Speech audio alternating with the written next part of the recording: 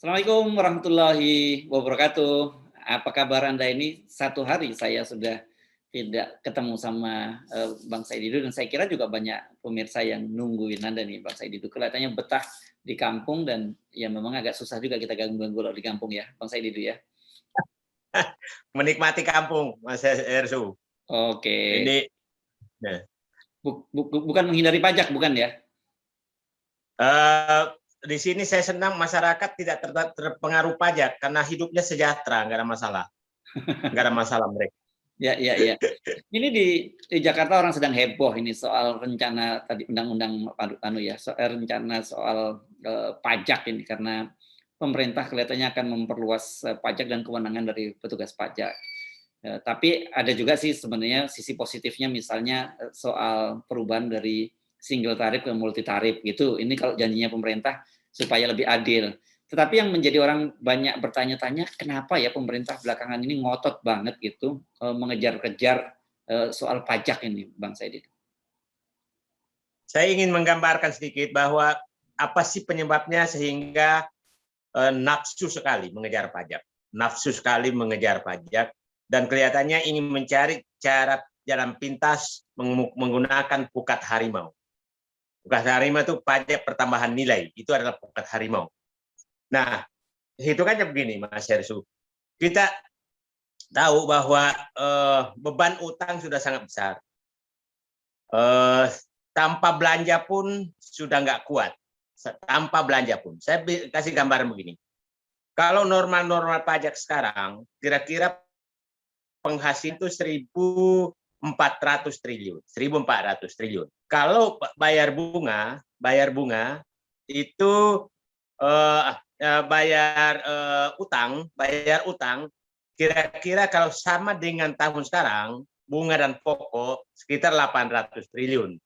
Artinya tinggal sisa 600 triliun dan 1.400 triliun. 600 triliun itu sudah tidak cukup untuk membayar overhead pemerintah, gaji dan lain-lain. Sudah tidak cukup. Nah, pemerintah mengharapkan dari utang untuk menutupi, menambah, sehingga menjadi APBN tetap di angka 2.700 triliun. Itu kira-kira di bayangan mereka. Sekarang mencari utang, kan tahun ini mencari utang 1.650 triliun. Tapi faktanya tidak ada lagi yang memberikan utang.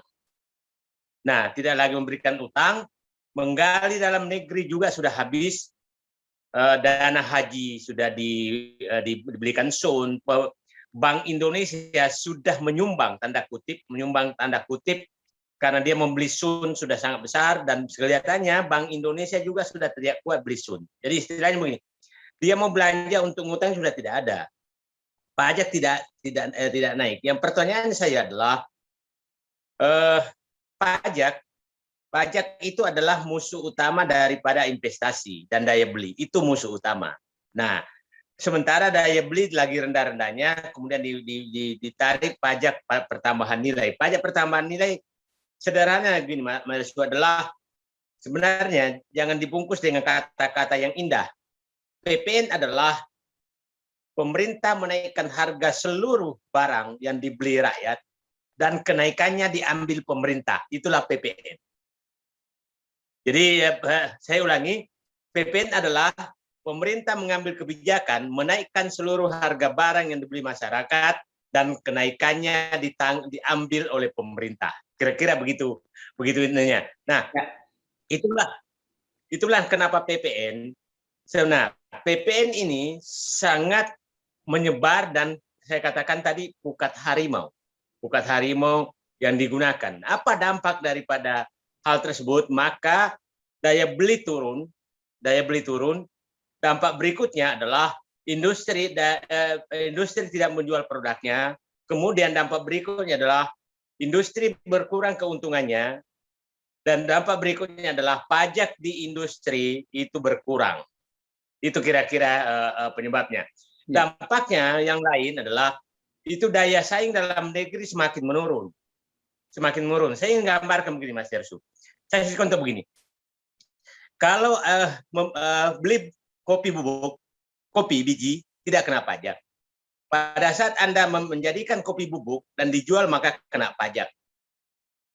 Katanya kan 12%. Setelah diseduh untuk diminum di warung yang ada pajaknya, maka kena lagi 12%. Maka sudah 24%. Oke? Nah, jadi sementara di negara lain tidak seperti itu. Yang terbayang saya nanti adalah begini. Bubuk-bubuk kopi yang ada di Indonesia dikirim ke Malaysia untuk diolah, kemudian dimasukkan ke Indonesia kembali karena menghindari pajak. Menghindari pajak. Anggaplah pajaknya di Malaysia umpamanya PPN-nya hanya 5%, di sini 12%. Maka ada selisih 7%. Biaya transportasinya mungkin hanya 2%. Maka industri hilir akan pindah ke negara lain karena menghindari pajak di Indonesia. Nah, itu harusnya dihitung secara baik benar-benar. Nah, saya contoh lagi, industri pengolahan minyak sawit. Kalau di Malaysia umpamanya dia turunkan pajak menjadi 5%. Nah, margin minyak CPO menjadi minyak goreng itu rendah sekali. Kalau di sini dikenakan 12%, maka dia bangun pabrik pengolahan sawit di Malaysia, tapi minyak gorengnya di luar dijual di Indonesia. Itu gambarannya Mas Hersu yang bisa terjadi. Saya mengharap hal ini dihitung oleh orang-orang Kementerian Keuangan dampak seperti ini. Demikian juga nanti di hasil tambang. Nikel umpamanya untuk menjadikan menjadikan stainless steel, maka dia pindah ke luar negeri, dulu olah di sana baru dimasukkan kembali ke dalam negeri. Itu saya pikir bisa terjadi semua. Jadi pajak PPN adalah yang akan memastikan perkembangan industri hilir di Indonesia itu. Kira-kira Mas. Nah, penjelasan dari Menteri Keuangan, juga staf ahli dari Menteri Keuangan, bahwa nanti akan diubah, tidak pukul rata. Kalau selama ini seperti Bang Saididin sebutkan kayak pukat harimau, 10%. Barang apa aja total, pokoknya 10%. Nanti akan diubah, katanya tidak lagi single tarif, tapi multi tarif.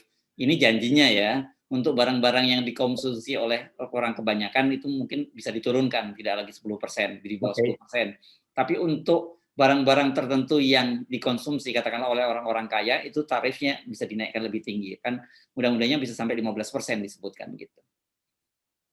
Ya itu saya tidak itu bagus saja, tapi intinya pasti secara rata-rata naik.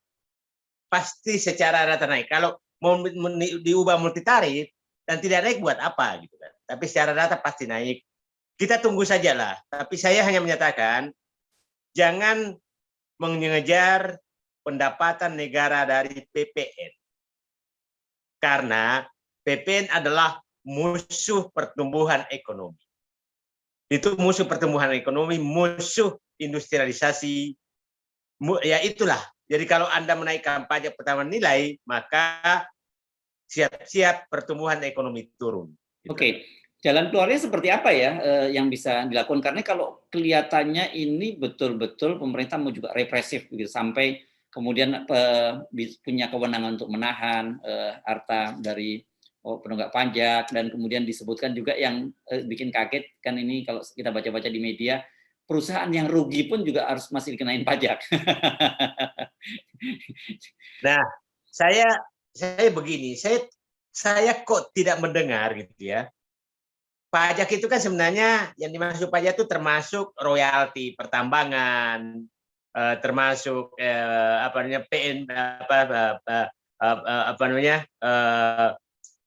royalti, kemudian cukai dan lain. Saya kenapa kok tidak mendengarkan upaya menaikkan pendapatan negara dari royalti? Kenapa tidak dari batu bara, dari pertambangan? Apakah karena mereka ini sebenarnya yang protes kalau dilakukan, sehingga udahlah yang paling gampang PPN itu kan nggak ada rakyat kecil semua yang kena gitu kan. Nah, saya nggak heran kenapa nggak keluar itu. Kan begini, batu bara naikkan sajalah. Kenapa batu bara harus naikkan? Karena merusak lingkungan juga, ya kan? Tambang-tambang lain naikkanlah royaltinya gitu. Nah, itu tapi saya tidak mendengar itu dilakukan gitu. Tidak dilakukan sama sekali. cukai kenapa nggak dikejar cukai? Karena impor sekarang, impor barang-barang dari Cina itu banyak sekali dan dia bebas PPN. Jadi Anda bayangkan orang menghasilkan batik atau rajutan di Tasikmalaya kena PPN, masuk dari Cina tidak kena PPN, ya kan? Kena hanya sekali kena PPN. Jadi saya tidak mengerti apa namanya, kenapa bukan cukai dan biaya masuk yang dikejar juga gitu. Itu saya nggak ngerti sama sekali. Kalau cukai yang dikejar ada dampaknya seperti kenaikan PPN tadi nggak, Bang Said itu? Oh, justru itu berdampak positif karena kenapa? Daya saing industri kita menjadi naik karena produk yang masuk menjadi sangat mahal. Itu. Nah, kenapa bukan itu yang dikejar gitu? Kejarlah cukai dari negara-negara lain. Nah, orang begini, saya nggak ngerti sama sekali. Apakah karena lobby pedagangnya itu, importirnya itu tinggi sekali sehingga dia tidak kena dia tidak disinggung sama sekali gitu. Oke, nah ini satu contoh misalnya Bang Said, saya pernah membeli satu barang dari online gitu, dan barangnya itu murah. Tapi saya agak terkejut ketika kemudian diberi notifikasi bahwa barang Anda sudah dalam perjalanan dari Shenzhen. Jadi ini barang-barang memang dari produk Cina gitu dan waktunya sangat cepat. Mereka tiba dan harganya murah. Itu gimana caranya mereka bisa seperti itu? Nah, itu saya heran kenapa bukan seperti itu yang dikejar. Saya kemarin baru datang di tempat pengrajin sutra di sini ya di Sengkang namanya, itu penjahit dari sutra. Saya tanya, benang-benang dari mana? Mereka dari India, dari Cina. Jadi bukan dari dalam negeri lagi. Saya sampai tanya, kenapa Anda mudah membeli? Gampang. Ada batas pajaknya. Nah, kalau saudaranya 10, maka dibikin 10 orang yang memesan. Jadi saya heran kenapa produk-produk impor ini yang tidak dikejar gitu loh. Apakah memang yang melakukan impor ini para cukung-cukung yang sangat berkuasa sehingga tidak dikejar gitu? Bukan itu yang dikejar. Kenapa bukan online yang dikejar gitu? Yang dikejar adalah pajak pertambahan nilai terhadap produk bangsa sendiri gitu loh. Jadi apa yang sebenarnya bisa kita simpulkan kenapa kemudian seperti sangat bernafsu atau malah banyak orang nyebutnya sangat kalap nih dalam mengejar pajak gitu? Saya pahami kenapa menjadi sangat kalap. Karena ditekan terus belanja, tapi pemasukan sudah tidak ada. Mas Heru bisa bayangkan, kalau kembali normal, utang menjadi 3%. Ya. Utang menjadi 3% tahun 2023. Maka hanya bisa mengambil utang 3% dari 15.000 triliun, berarti kan hanya bisa mengambil utang 450 triliun. Nah, sementara beban sekarang untuk menghidupi negara dia minimum 1.200-1.300 triliun. Jadi tidak bisa lagi hidup dengan utang yang normal. Sehingga sekarang dia harus mengejar pajak, mudah-mudahan dia tidak mengejar. Kalau 450 triliun dari 1.000 triliun lah kira-kira utang yang akan dibutuhkan 1.000. Berarti kan pemerintah harus mencari tambahan 550 triliun. Nah, karena utang tidak boleh lagi, tapi saya nggak terlalu yakin juga karena Presiden Jokowi dengan pemerintah ini kan kalau maunya bikin Perpu, dan Perpu itu 2 hari jadi di DPR. Bisa saja Perpu Undang-Undang nomor 1 tahun 2020 diubah lagi bahwa utang dinaikkan lagi persyaratannya bukan hanya 3% dari PIB. Bisa saja sebenarnya. Dan ini kalau lihat seperti gaya yang biasa, ini pasti ketentuan pajak baru ini akan diberlakukan ya, Bang Said itu ya? Saya yakin akan diberlakukan, tapi saya yakin dalam setahun itu dampaknya akan terlihat dari masyarakat. Saya kasih contoh beginilah. Saya tadi dari kita kasih cari beginilah. Itu kan hasil bumi kan tidak dikenakan pajak. Tapi apabila Anda sudah menjual cabai botolan, maka kena pajak. Maka nanti tidak ada lagi cabai botolan. Makan cabai semua. Kalau mau cabai botolan, maka belilah dari Malaysia. Jadi Anda lihat, kalau kita masih harus lihat, kalau kita ke supermarket, itu kan hampir semua banyak sekali produk-produk dari luar negeri. Hanya olahan cabai pun banyak. bumbu-bumbu banyak dari luar negeri. Apa penyebabnya? Saya yakin karena itu pajak. Sehingga dikirimlah cabai ke Malaysia, diolah menjadi cabai botol, maka diimpor ke Indonesia untuk menghindari pajak. Itu secara ekonomi oke. Jadi nah cobalah lihat, datanglah, bukan saja online, yang offline. Itu bumbu-bumbu itu bumbu dari Cina, dari Malaysia, dari Thailand, itu banyak sekali di Indonesia. Padahal bumbunya juga ya dari jahe. Saya yakin betul bahwa ini pasti karena menghindari pajak. Gitu. Nah, bisa saja jahenya dari sini dikirim ke sana untuk diolah. Jadi sebaiknya seperti apa harusnya dilakukan? Karena ini dampaknya cukup serius tadi. Situasi sebenarnya kalau kita lihat memang penghasilan rakyat juga semakin turun. Jadi akal sehat kita juga menyatakan nggak mungkin lah kalau pajaknya dinaikkan gitu. Tapi kemudian kalau tetap dinaikkan juga, satu dampaknya seperti Anda sebutkan tadi, produksi atau nilai tambah di Indonesia ini, pengolahan dan sebagainya akan mati semua kan. Dan dampaknya ke lapangan pekerjaan juga ujung-ujungnya. Ya. Jadi harusnya menurut saya ini kan susahnya nih sekarang karena tidak ada lagi diskusi publik untuk kebijakan publik. Tidak ada lagi diskusi publik untuk kebijakan publik. Harusnya hal gini dibahas oleh ahli ekonomi di perguruan tinggi, baru dimasukkan ke ke pemerintah untuk dikaji penerapannya. Sekarang tidak ada lagi kajian seperti itu. Tidak ada kajian seperti itu karena itu ada lingkaran yang terjadi apabila kita mau pajak. Lebih banyak sekarang rektor itu jadi apa ya? Jadi mempertahankan jabatannya untuk mendapatkan komisaris daripada menjadi pemimpin pemikir intelektual. Mahasiswa juga diam melihat ini. Jadi saya agak hopeless sama sekali karena memang sekarang orang sangat takut bicara demi menjaga kenikmatan hidupnya belum tentu nikmat. Gitu. Jadi artinya kita seperti biasa, kita tetap memberikan catatan-catatan kritis, tetapi sekarang terpulang kembali kepada pemerintah, dan seperti yang Anda sebutkan, kita sudah mengingatkan ya, apa yang akan terjadi kira-kira, dan itu kalkulasinya sudah pasti terjadi gitu. Ya. Izinkan saya mencoba melakukan simulasi bagaimana mengatasi defisit anggaran yang makin besar. Izinkan saya melakukan simulasi. Ya. Jadi kalau saya diharap pada posisi ini, maka saya tetapkan belanja pada saat 2023, kalau masih sampai 2023 ya, itu hanya 2.000 triliun. Oke. Bukan 2.700 triliun. Oke. Hanya 2.000 triliun. Saya pangkas. Dan yang tidak diperlukan, saya potong semua.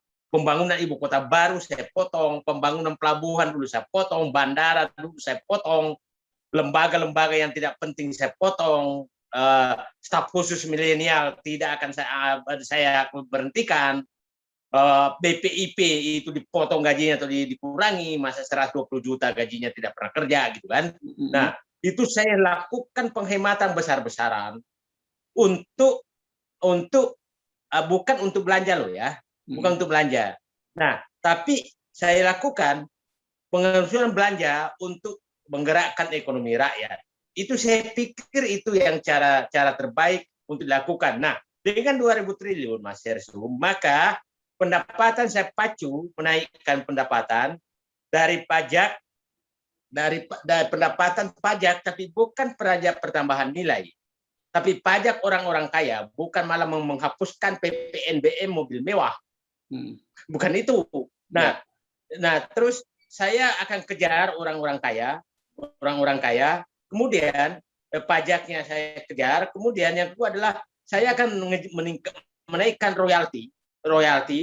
Nah, royalti, dan yang ketiga adalah saya akan menggerakkan Densus 88, bukan mengejar teroris, tapi mengejar penyelundup. Densus 88 saya kerjakan untuk mengejar penyelundup, sehingga apa yang terjadi, maka pendapatan saya naik dari pemasukan barang lewat dengan cukai yang tinggi. Kemudian karena saya barang impor naik dan berkurang barang selundupan, maka produk dalam negeri saya naik, maka pajak yang saya terima dari PPN yang tidak perlu saya naikkan itu akan naik. Kemudian belanja rakyat karena ekonomi makin baik akan naik, maka PPN saya tidak naikkan nilainya, tapi belanjanya menjadi bertambah. Itu saya pikir cara yang terbayang, Bang Saidido. Simpen yang lain saran-sarannya untuk episode berikutnya. Baik, terima kasih ya, Bang Saidido. Terima kasih. Ya, Assalamualaikum warahmatullahi wabarakatuh. Waalaikumsalam warahmatullahi wabarakatuh.